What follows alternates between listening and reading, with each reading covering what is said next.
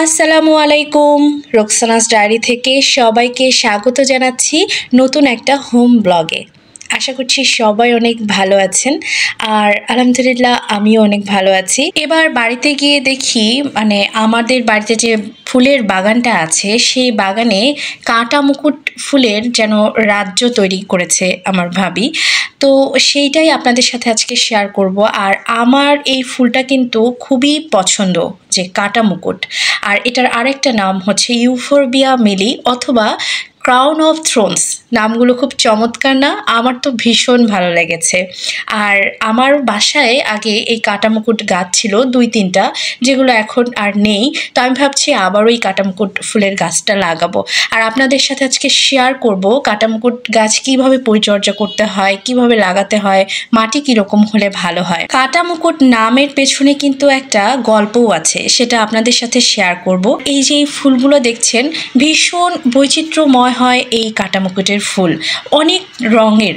আর এই বাগানেও কিন্তু বেশ কয়েকটা রঙের কাঁটা মুকুট আছে, যেমন সাদা রঙের দেখলাম, ঘিয়া রঙের আছে, লাল রঙের আছে, বেশ কয়েকটা রঙের কাঁটা মুকুট আছে এখানে। কাঁটা মুকুট ফুলের আদি নিবাস মাদাগাস্কার। ব্যারন মিলিয়াস, যিনি এই প্রজাতিটিকে 1821 সালে ফ্রান্সে চালু করেছিলেন, তার স্মরণে এবং তার সম্মানার্থে এই প্রজাতিটির নামকরণ করা হয়েছিল ইউফোরবিয়া মিলি নামে। অনুমান করা হয় যে এই প্রজাতিটিকে মধ্যপ্রাচ্যে প্রাচীনকালে চালু করা হয়েছিল। এই কথা পৌরাণিক রূপ পায় যে যীশু খ্রিস্ট এই কাঁটা মুকুটের কাঁটার মুকুট পরেছিলেন। গল্পটা কতটুকু সত্য তা জানি না, গল্পটা আমার বেশ ভালো লেগেছে। ফুলগুলোর সাইজ একেবারে মনে হয় যে নাক ফুলের মতো, এজন্য আমি নাম দিয়েছি প্রাকৃতিক নাক ফুল বা ন্যাচারাল নোজ পিন। দারুণ না ব্যাপারটা?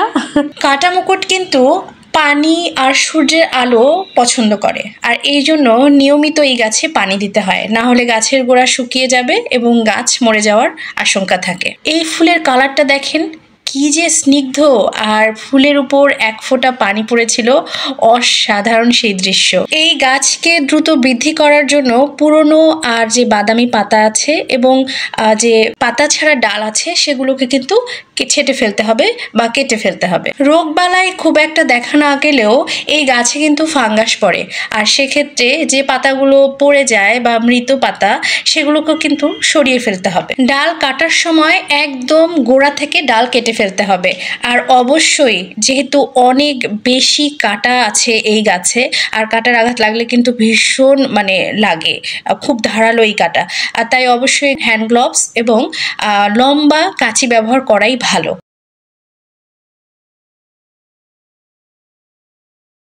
এই ফুলগুলো বেশ ছোট ছোট, আর এক ধরনের ফুল আছে একটু বড়।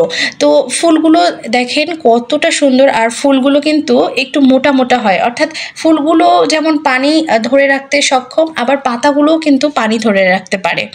আর এই যে এই জায়গাটা জুড়ে সব কিন্তু কাঁটা মুকুট, অনেকগুলো ধরনও আছে।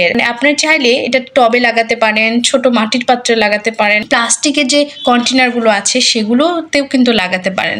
আর খুব সুন্দর হয়, যেহেতু পরিচর্যা এত বেশি প্রয়োজন হয় না, আর দেখতেও অনেক চমৎকার। তাই একটু যেখানে আলো পড়ে, যদি বারান্দা হয় বারান্দায়, কিংবা ছাদে হলে সেখানে কিন্তু আপনারা খুব সহজেই এই গাছটি লাগাতে পারেন।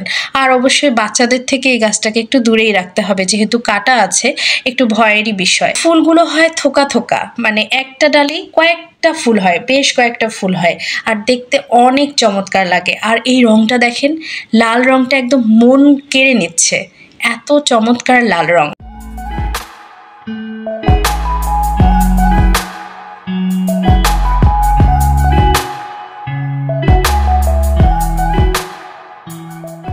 গাছপালা বা ফুল গাছ যেমন মনের খোরাক, ঠিক তেমনি প্রকৃতি বা পরিবেশকেও অনেক বেশি সুন্দর রাখে, আর আমাদেরকে অক্সিজেন দেয়। আর তাই আমার মনে হয় যে যার যতটুকু জায়গা আছে, যেখানে গাছ লাগানো সম্ভব, অবশ্যই সেখানে একটু হলেও গাছ লাগাতে হবে। আর এই যে যেখানে প্রকৃতি আছে সেখানে কিন্তু মনটাও অনেক সুন্দর হয়, মনটাও অনেক ভালো থাকে। আর যদি সময় কাটাতে চান তাহলে কিন্তু এই গাছগাছালি মানে বন্ধুর মতো আর ভালো বন্ধু হয় না। গাছগাছালির সাথে কিন্তু অনেক সময় কাটানো যায়। এই ছোট্ট গাছটা দেখেন এত সুন্দর করে হয়েছে।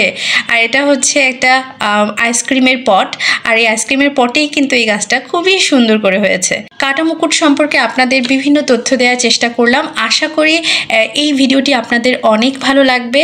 আর কেমন লাগলো আমাকে জানাতে ভুলবেন না। আর নতুন নতুন ভিডিও পেতে কিন্তু রোকসানাস ডায়েরিতে ফলো দিয়ে রাখতে হবে, আর তাহলেই যখনই ভিডিও আপলোড করা হবে আপনাদের কাছে নোটিফিকেশন চলে যাবে। আর অবশ্যই লাইক, কমেন্ট, শেয়ার করবেন। ধন্যবাদ সবাইকে।